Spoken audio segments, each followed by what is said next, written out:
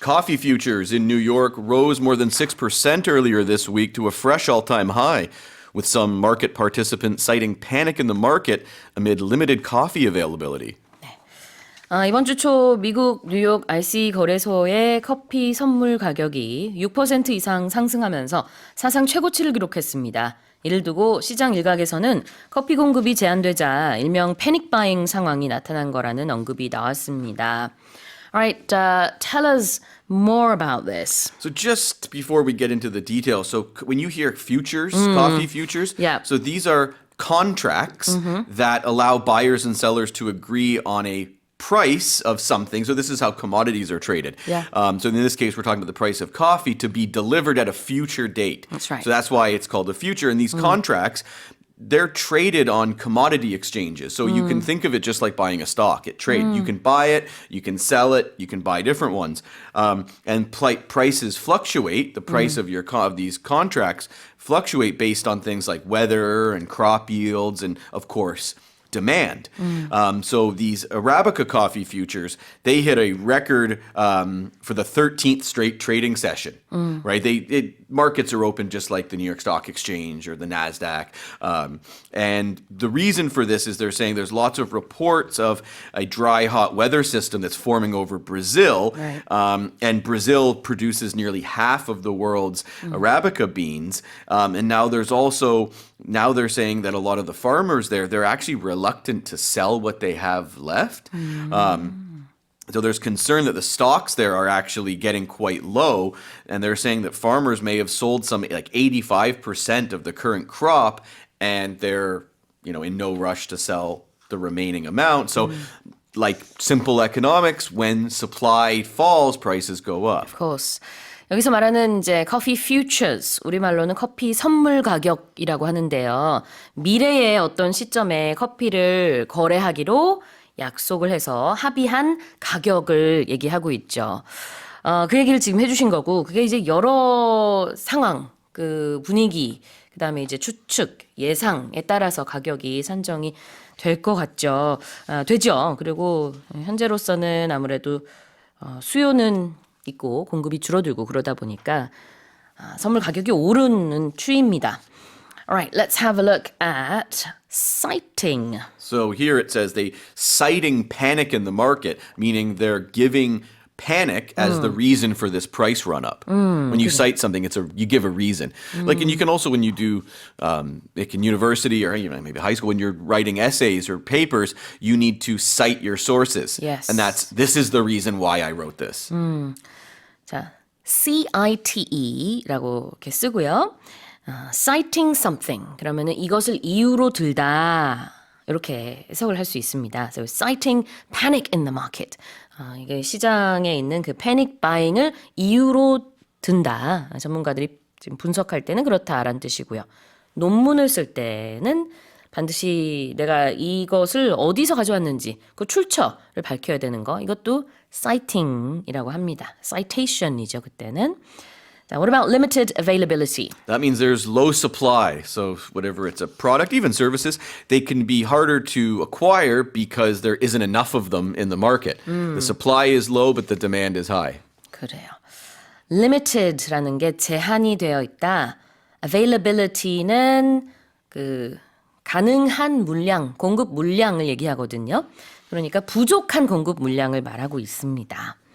limited edition 그러면은 이게 제한된 수량만 출시가 됐다, 나왔다라는 뜻이겠죠. And why do companies do that? Like a lot of clothing companies love to do that. Yeah. What's the reason for it? They want there to be limited availability of that item, so it's more rare. And then you'll see that a lot of times on secondary markets, especially for clothing, prices go way up. Yeah.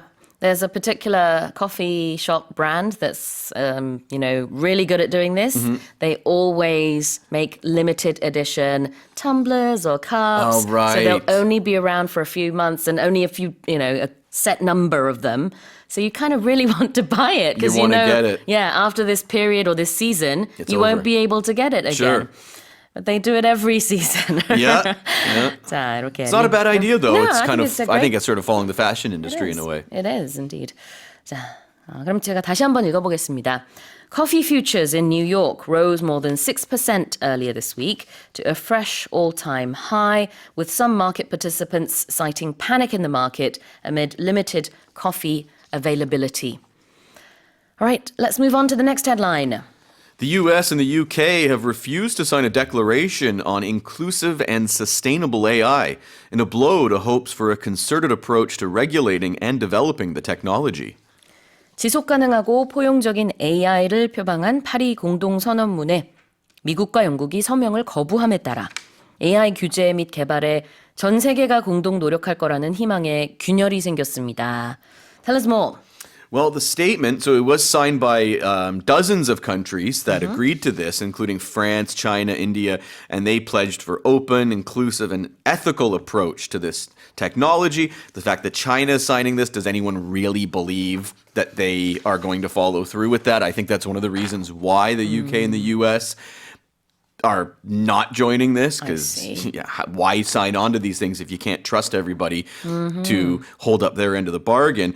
The UK government said it was not able to add its name because of concerns about national security as well as global governance, right? Who's going to be in charge of this? Who sets the parameters? U.S. Vice President J.D. Vance, he told delegates in Paris that too much regulation of AI could kill this transformative industry just as it's taking off. And he said AI was an opportunity that the Trump administration would not squander.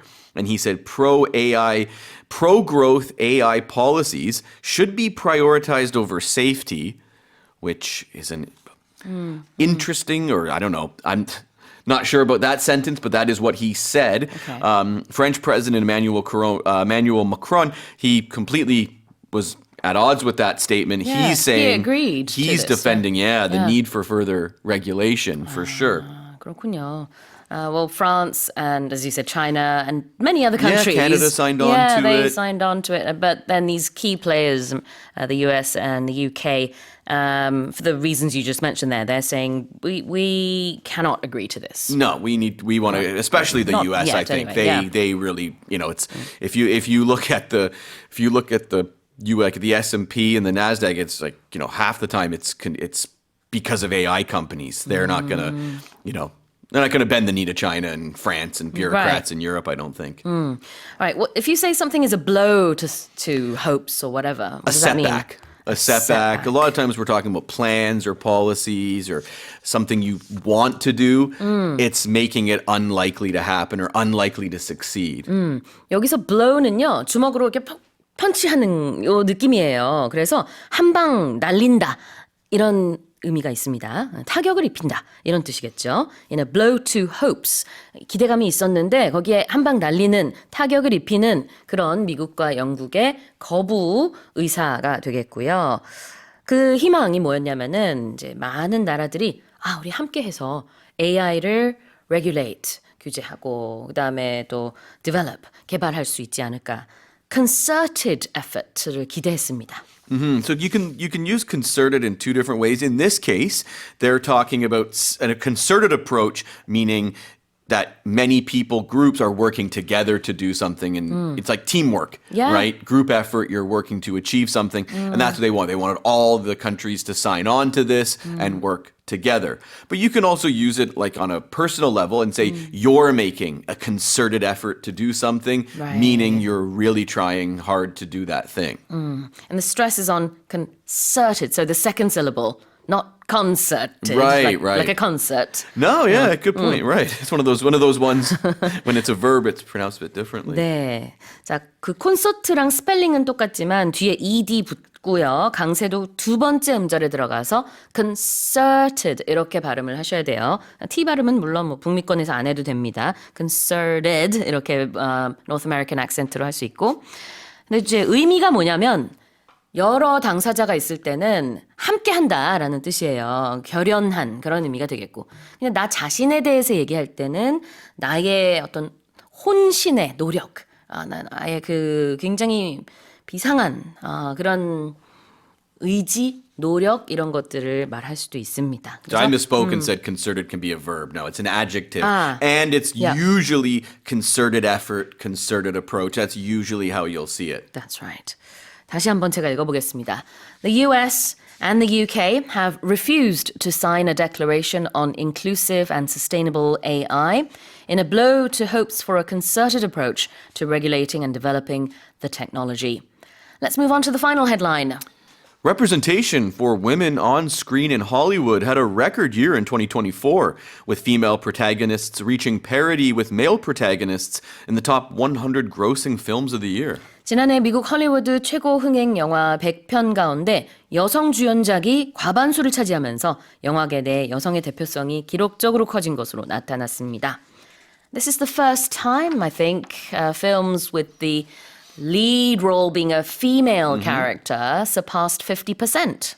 Right, yeah, reaching parity with males. So Yeah. they're saying that, and also some of the interesting stats here. So 3 of the top 5 films had a girl or woman in a leading role, and 5 of the top 10, including the number 1 film of the year, Disney's Inside Out 2, had a female in a leading role. 그러네요. 지금 Inside Out 2, sorry. 거기에 주인공이 I think her name was Riley. 여자아이죠. 그 다음에는 뭐 I can think of a couple of movies like Wicked, for example, last year. 뭐 여러 영화 한번 생각해 보시면 여성이 주인공이었던 영화가 진짜 많긴 했어요. 근데 이제 미국 Top 100 영화 2024년도 기준. 거기서 여성 주인공 아니면은 여성 뭐 주연, 조연도 다 포함이라고 하는데 그런 영화가 반 이상을 차지했고 처음입니다. 이렇게 여성 주연이나 조연 영화가 이렇게나 많았던 것은. Alright, so reaching parity. Let's have a look at that. Parity means equality. So, like a lot of times in sports leagues, they'll talk about this because the goal is parity. They want all the teams to be kind of equal, so you never know who's going to win. 그렇죠. parity, P-A-R-I-T-Y라는 것은요. 동등하다는 뜻이 있어요. 그래서 남자 주인공 영화와 여자 주인공 영화가 동등한 50%씩 되는 그 수준, 그것을 넘어섰습니다. 처음으로. 거기 근처에도 가지 못했었다가 이렇게 넘어선 모습입니다. And there was, I'm looking at the article right now. So The Substance with Demi Moore, again, you know, a female character, and as I said, Wicked again. These movies all have female leads. But then what was interesting was the movies with like non-Caucasian protagonists, apparently that wasn't quite as dominant as in previous years. But nonetheless, we saw more female characters. 자, 다음 표현은 top grossing films. So grossing means income, bringing in money. So you'll when you study accounting, you might hear about gross income and net income.